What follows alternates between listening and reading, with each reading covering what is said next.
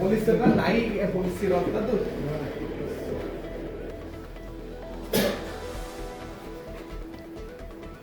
ಮಾಧ್ಯಮದ ಒಳಗಡೆ ಬಂದ ಸರ್. ಆ ಕಡೆಗಳಿದ್ದಾವೆ ಸರ್, ಎಲ್ಲನೂ ತಾವು ಬೇಕಾದ್ರೆ ತಮ್ಮದು ಎಲ್ಲ ವಿಡಿಯೋ ತಮ್ಗೊಂದು ಪೆನ್ ಡ್ರೈವ್ ಒಳಗೆ ಹಾಕ್ಬೋದು ಅಂದರೆ ಪೆನ್ ಡ್ರೈವ್ ಒಳಗೆ ಹಾಕ್ಕೊಡ್ತೀವಿ ಸರ್. ಆ ಕಡೆಗಳನ್ನ ನಮ್ಮ ಕಡೆನೂ ಇರ್ಬೋದು ಸರ್, ಇಲಾಖೆ ಕಡೆನೂ. ಆದರೆ ಸ್ವಲ್ಪ ನಮ್ಮ ಉದ್ದೇಶ ಇವತ್ತು ನಾವು ಬಂದಿರೋ ಉದ್ದೇಶ ಒತ್ತಾಯ ಏನಪ್ಪ ಅಂತಂದ್ರೆ ಆ ಆತನ ಮೇಲೆ ಗುಂಡಾ ಕಾಯ್ದೆಯಲ್ಲಿ ಗಡಿಪಾರು ಮಾಡಲಿ ಅಂತ ಹೇಳಿ ಸರ್. ಅವನು ಒಬ್ಬನಿಂದ ಇವತ್ತು ಬೆಳಗಾವಿ ನಗರದ ವಾತಾವರಣ ಹದಗೆಡ್ತಾ ಇದೆ, ಬೆಳಗಾವಿ ಅಶಾಂತಿ ವಾತಾವರಣ ಆಗ್ತಾ ಇದೆ. ಈಗ ನಾವು ಕೂಡ ನಮ್ಮ ರಾಜ್ಯಾಧ್ಯಕ್ಷರ ಬಗ್ಗೆ ಹಗುರವಾಗಿ ಮಾತಾಡಿದ್ರೆ ನಾವು ಕೂಡ ಸಹಿಸ್ಕೊಳಕ್ ಆಗ್ತಾ ಇಲ್ಲ ಸರ್. ಇದು ಒಂದ್ಸರಿ ಅಲ್ಲ, ಇದು ಪದೇ ಪದೇ ಅದೇ ಆಗ್ತಾ ಇದೆ. ಅದಕ್ಕೆ ಅವ್ರು ಇವತ್ತು ನಾವು ತಮಗೆ ಮನವಿ ಕೊಡ್ತಾ ಇದ್ದೀವಿ ಸರ್. ಯಾಕಂದ್ರೆ ನಮ್ಮ ಕಾರ್ಯಕರ್ತರು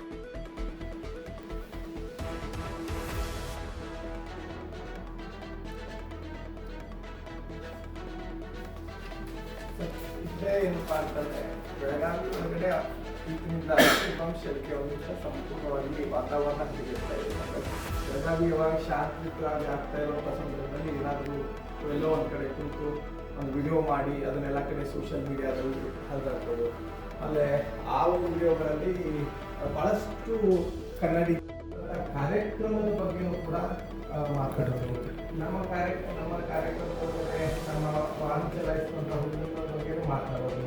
ಇಂಥದ್ದೆಲ್ಲ ಕೂಡ ಬಹಳಷ್ಟು ಮಾಡ್ತಾ ಇದ್ದಾರೆ. ಅವ್ರ ಬಗ್ಗೆ ಅದು ಮಾಡ್ತಾ ಇದ್ದೀವಿ ಸರ್.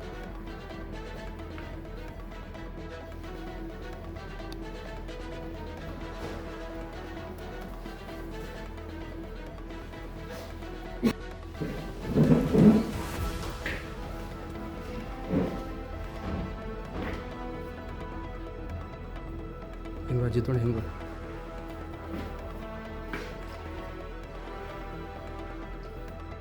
ಬೆಳಗಾವಿ ನಗರದೊಳಗಡೆ ಪದೇ ಪದೇ ಕನ್ನಡ ಮತ್ತು ಮರಾಠಿ ಭಾಷಿಕರ ಮಧ್ಯೆ ವಿಷಬೀಜ ಬಿತ್ತುವಂತಿರುವಂಥ ಇಲ್ಲಿಯ ನಾಡದ್ರೋಹಿ ಶುಭಂ ಶೇಳ್ಕೆ ಅನ್ನುವಂಥವನು ಪದೇ ಪದೇ ಕೂಡ ಕನ್ನಡಿಗರನ್ನ ಕಾಲ್ಕೆದ್ರಿಗೆ ಜಗಳ ಬರ್ತಾ ಇದ್ದಾನೆ.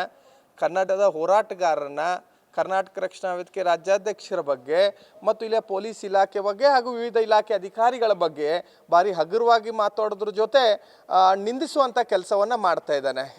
ಬೆಳಗಾವಿ ಶಾಂತ ವಾತಾವರಣ ಇರುವಂಥ ಸಂದರ್ಭದಲ್ಲಿ ಎಲ್ಲೋ ಒಂದು ಕಡೆ ಕುತ್ಕೊಂಡು ಎಲ್ಲೋ ಒಂದು ಕಡೆ ಮುಚ್ಕೊಂಡು ಒಂಥರ ಹೇಡಿಗತೆ ವಿಡಿಯೋ ಮಾಡಿ ಸಾಮಾಜಿಕ ಜಾಲತಾಣದಲ್ಲಿ ಹರಿಬಿಡುವಂಥ ಕೆಲಸ ಮಾಡ್ತಾ ಇದ್ದಾನೆ. ಅದಕ್ಕೆ ನಾವು ಕೂಡ ಭಾಳಷ್ಟು ಸಲ ಅಂಥವನಿಂದ ಇಡೀ ಬೆಳಗಾವಿಯ ಕಾನೂನು ಸುವ್ಯವಸ್ಥೆ ಹದಗೆಡ್ತಾ ಇದೆ ಅಂಥೇಳಿ ಭಾಳಷ್ಟು ಸಲ ನಾವು ಮನವಿಯನ್ನು ಕೊಟ್ಟರೂ ಕೂಡ ಯಾವುದೇ ಕಾರಣಕ್ಕೆ ಪ್ರಯೋಜನ ಆಗ್ತಾ ಇಲ್ಲ. ಬರೀ ಪೊಲೀಸ್ ಇಲಾಖೆ ಅವನ ಮೇಲೆ ಒಂದು ಕೇಸನ್ನು ಹಾಕೋದ್ರ ಮುಖಾಂತರವಾಗಿ ಅಷ್ಟಕ್ಕನ್ನು ಸೀಮಿತಗೊಳಿಸ್ತಾ ಇದ್ದಾರೆ. ಯಾಕಪ್ಪ ಅಂದರೆ ಕೇಸ್ ಹಾಕೋದ್ರಿಂದ ಅವ್ನು ಹೋಗಿ ಮತ್ತೆ ಬೇಲ್ ತೊಗೊಂಡು ಬಂದು ಮತ್ತೆ ತನ್ನ ನಾಡದ್ರೋಹಿ ಚಟುವಟಿಕೆಗಳನ್ನು ಮುಂದುವರಿಸ್ತಾ ಇದ್ದಾನೆ.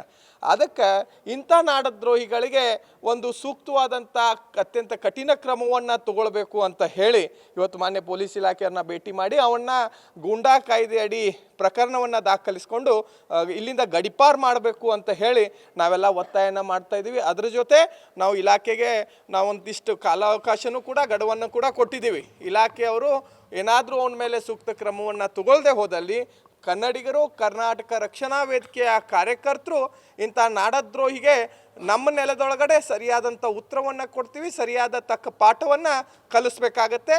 ಇಂಥ ಸಂದರ್ಭದೊಳಗಡೆ ಏನಾದರೂ ಕಾನೂನು ಸುವ್ಯವಸ್ಥೆ ಹದಗೆಡ್ತು ಅಂದರೆ ನೇರವಾಗಿ ಜಿಲ್ಲಾಡಳಿತ ಮತ್ತು ಪೊಲೀಸ್ ಇಲಾಖೆ ಹೊಣೆಗಾರಿಕೆ ಆಗಬೇಕಾಗತ್ತೆ ಅಂತ ನಾವು ಒತ್ತಾಯನ ಮಾಡ್ತಾ ಇದ್ವಿ.